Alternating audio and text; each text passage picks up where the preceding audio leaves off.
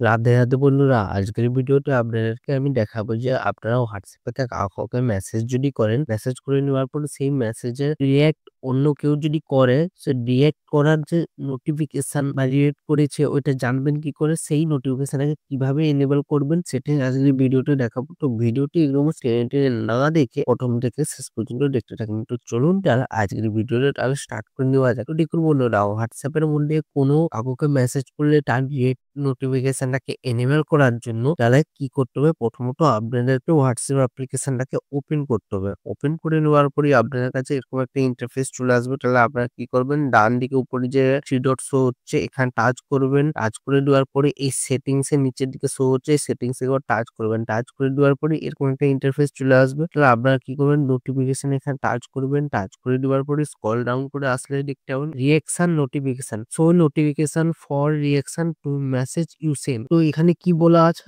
আপনি কাউকে মেসেজ করেছেন, সেই মেসেজের রিঅ্যাকশন যখনই কেউ করবে তখনই সঙ্গে, সঙ্গে নোটিফিকেশনটা আপনার ফোনে ঢুকবে। তো সেই নোটিফিকেশনটাকে এনেবল করার জন্য এইখানে প্রথমত টাচ করতে হবে। এই রিঅ্যাকশন নোটিফিকেশন এখানে টাচ করে দিবেন। এখানে অটোমেটিক এটা এনেবল হয়ে যাবে। তাহলে আজকের পর থেকে আপনি যেকোনো মেসেজ অপরজনকে করলে অপরজন সেটা লাভ রিঅ্যাক্ট করুক, ধন্যবাদ রিঅ্যাক্ট করুক, যেই রিঅ্যাক্ট করুক না কেন সঙ্গে, সঙ্গে আপনার ফোনের মধ্যে নোটিফিকেশনটা অটোমেটিক ভাবে চলে আসবে। তো এইভাবে আপনারা খুব সহজে রিঅ্যাকশন নোটিফিকেশনটাকে এনেবল করে নিতে পারবেন আপনারা WhatsApp এর মধ্যে। তো এটাই আজকের ভিডিও ছিল। তো আজকের ভিডিওটি কেমন লেগেছে অবশ্যই কমেন্ট করে জানাবেন। ভিডিওটা একটা লাইক করবেন। এরকম যদি আরো ভিডিও পেতে চান তাহলে চ্যানেলটিকে সাবস্ক্রাইব করে বেল আইকনের ঘন্টাটাকে অল এ করে দিবেন। তাতে কি হবে? নতুন ভিডিও নোটিফিকেশন পেয়ে যাবেন। ভালো থাকবেন, সুস্থ থাকবেন। দেখা হচ্ছে নতুন ভিডিওতে। রাধে, রাধে।